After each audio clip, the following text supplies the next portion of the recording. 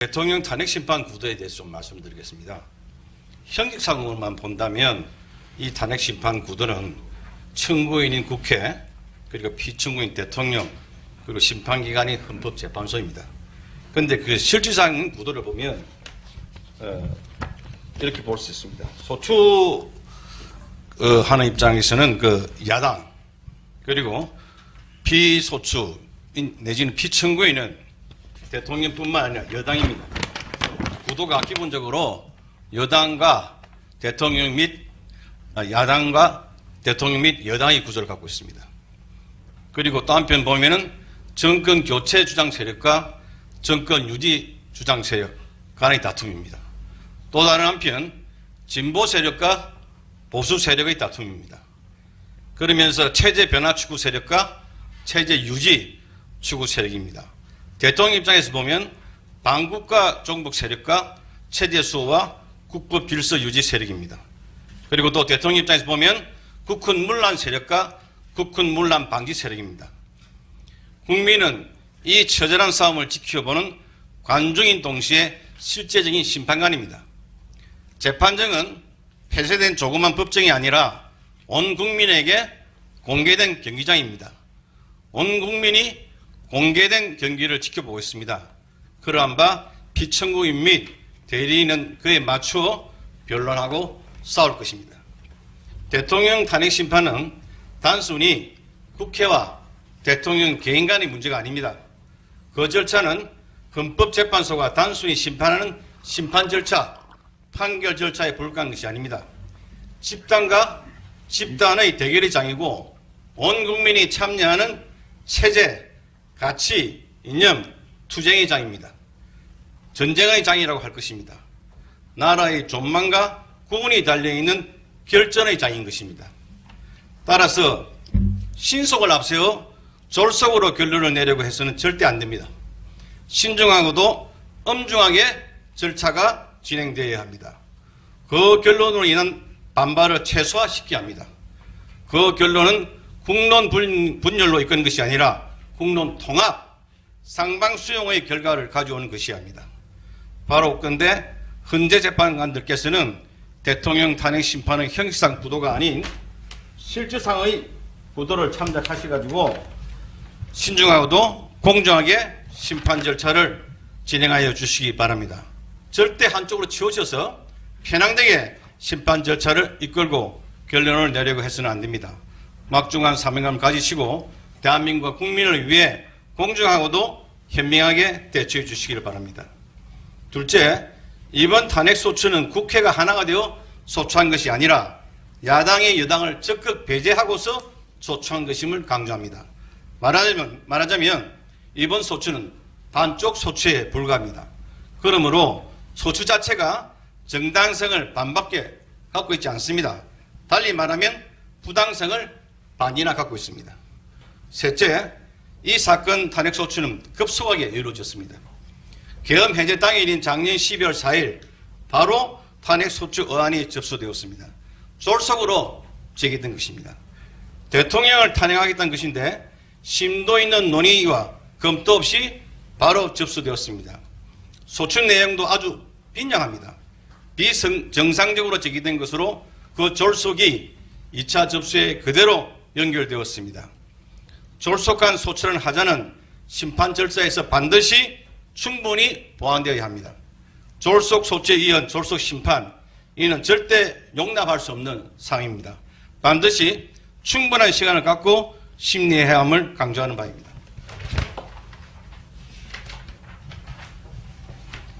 넷째, 증거 절차는 탄탄히 진행되어야 합니다. 탄핵 소추는 충분히 검토된 증거자를 토대로 한 것이 아니라 언론 보도를 토대로 하고 있습니다. 이러한 허석을 배격하고 탄탄한 증거로 보완해야 합니다. 많은 증거 자료 제시와 다수의 증인신문이 진행되어야 합니다. 전문 증거로 심리가 진행되어서는 안 됩니다. 다섯 번째, 피청구인 측에서는 탄핵 소추 사유 못지않게 계엄에 이르게 된 배경, 이유 등에 대해 심도 있는 주장 및 입증을 할 것입니다. 그러므로 그에 대하여 많은 시간 배정이 있어야 할 것입니다. 피청구인의 계엄 선포는 그냥 한 것이 아닙니다. 고심 끝에 행해진 것입니다. 대통령이 계엄 선포를 하게 된 상황에 대하여 충분히 논의되어야 하고 계엄을 유발한 사람들에 대한 책임 문제도 마땅히 논의되어야 합니다. 그래야 이 사건 탄핵 심판에 대하여 올바른 시각을 가질 수 있습니다. 여섯 번째, 탄핵 심판은 헌법재판소법상 형사 절차가 준용되도록 명시되어 있습니다. 이 사건 탄핵 심판은 대통령이 위헌 밑법을 했다는 행위를 했다는 이유로 진행되고 있는 바, 탄핵 심판 절차가 법에 위배되어 진행된다는 것은 있을 수 없는 일이라 할 것입니다. 당연히 헌법과 헌법재판소법에 따라 진행되어야 합니다. 탄핵 절차 중에서 대통령에 대한 탄핵 절차는 신중을 기할 것이 요구됩니다. 국민이 뽑은 대통령을 파면하겠다는 것인데 졸속 진행은 절대 불가합니다. 더구나 탄핵 절차는 단심제입니다. 한 번으로 끝나는 것입니다. 그러므로 당연히 신속보다는 신중과 공정이 요구됩니다. 일곱 번째, 탄핵 심판은 형사 절차가 준용되는 바 당사자인 청구인과 피청구인이 적극 심판 절차에 관여해야 합니다. 주도권이 당사자에게 있어야 합니다. 재판관들께서는 청구인 편도 피청구인 편도 아닙니다. 중립을 지키면서 차분히 절차를 진행해 주시기 바랍니다. 당사자인 청구인과 피청구인에게 충분히 주장하고 입증할 수 있도록 많은 시간을 할애해 주시기 바랍니다. 여덟 번째, 헌법재판소법 제48조는 심판기간에 관하여 규정하고 있습니다. 심판사건을 접수한 날로부터 180일 이내에 종국 결정을 선고를 해야 한다고 규정하고 있습니다. 180일이라는 심판기간은 가이드라인이라 할 것입니다. 심판이 지나치게 오래 끌어서도 안 되겠지만 지나치게 졸속으로 끝났어도 안 된다고 규정하고 있는 것입니다. 충분한 심리를 원하는 당사자에게는 180일이라는 기간은 보장되어야 합니다. 180일 규정을 휴식 규정으로 본다면 180일은 최소한의 보장기간이라 할 것입니다. 피청구인이 대통령 입장에서는 이 180일이라는 기간의 보장은 절대 양보할 수 없는 것입니다. 이건 탄핵은 대통령 개인에 대한 것이 아니라 이 나라 국가 원수, 행정수반에 대한 것이고 실제적으로는 집권 여당과 대통령을 지지하는 세력에 대한 것입니다. 그러므로 이와 대척되는 지점에 위치한 사람들, 개인이든 집단이든 그 사람들 입장에 서서 법이 부여한 180일이라는 기간이 무시, 경시되어서는 절대 안 됩니다. 재판관님들께서는 이 점 충분히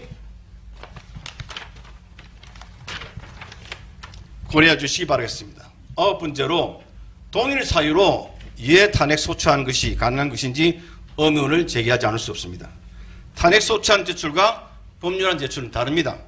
탄핵은 파면으로서 탄핵 절차는 징계 절차를 할 것인데 징계를 하려고 했다가 요건을 갖추지 못하여 징계를 못한 것으로 결론이 났으면 동일 사유로 징계를 못한다고 봐야 합니다. 탄핵은 다른 한편 피청구인에 대한 실질적인 형사 처벌 절차라고 할 수 있습니다. 그렇기 때문에 처벌 못하는 것을 의결하였으면 그로써 처벌 절차는 종료되는 것으로 봐야 합니다. 법안 제출은 회기를 달리하면 또 제출할 수 있으나 법안 제출이 아닌 탄핵 소추는 회기를 달리하더라도 또 제출할 수 없습니다. 그러므로 이건 심판 청구는 마땅히 각하되어야 할 것입니다. 소추권 남용의 문제도 같은 시각에서 바라볼 수 있습니다. 열 번째, 소추 사유 중 내란죄가 중요한 자리를 차지하고 있습니다. 야당은 계엄 해제 후 바로 탄핵 소추안을 접수하면서 소추 사유로 내란죄를 적시하였습니다. 피청구인에게 내란죄의 덫을 씌운 것입니다. 그 프레임 하에서 내란죄로 국민 여론을 이끌어왔습니다. 그러므로 이 사건 탄핵 심판에 있어서는 내란죄가 본질적이고도 가장 중요한 요소입니다.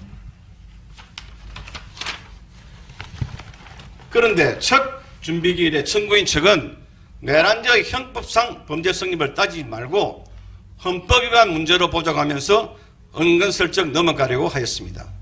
내란죄를 빼버린다면 소추 사유가 영 부실해집니다. 내란죄 성립을 토대로 이 사건 탄핵 청구에 이른 것인데 형법상 내란죄가 성립되지 않는 것이라면 탄핵 소추는 잘못된 것입니다. 성립도 되지 않는 내란죄를 주토대로 하여 소추 의결에 이르렀던 것입니다. 내란죄는 형법상의 범죄이지 헌법상의 범죄가 아닙니다. 그러므로 형법상 내란죄 문제를 헌법상 문제로 바꾸자고 하는 것은 전혀 타당치 않습니다. 그동안 입만 열면 내란죄, 내란의 공범, 내란 선동 등을 외쳐왔는데 막상 심판 절차가 개시되자 내란죄를 슬그머니 빼버리자고 하는 것은 그동안 국민을 기만하여 왔다는 것을 스스로 인정하는 바라 할 것입니다. 그와 같은 태도는 심지어 청구인 척을 지지하는 사람들에 대하여도 스스로 신뢰를 잃어버리는 처사를 할 것입니다. 도저히 이해가 되지 않는 태도를 할 것입니다. 정의 내란죄를 청구 사이에서 빼버리겠다면 청구인 대리인이 일방적할 것이 아니라 소추권자인 국회 의결을 거쳐 할 것입니다. 국회 의결을 거쳐 내란죄를 빼버렸다 하면 그때 가서 피청구인은 그에 대한 동의 여부를 결정하겠습니다. 지금 단계에서는 전혀 동의할 수 없습니다. 검찰은 작년 10월 27일 김용현 전 국방부 장관을 내란 중요 임무 종사 및 직급 남용 권리 행사 방해 혐의로 구속 기소하면서 참고자를 냈습니다. 거기에는 국군 문란의 목적이 인정됨, 폭동에 해당함 등의 내용이 기재되었으나 전혀 타당치 않는 내용임을 지적합니다.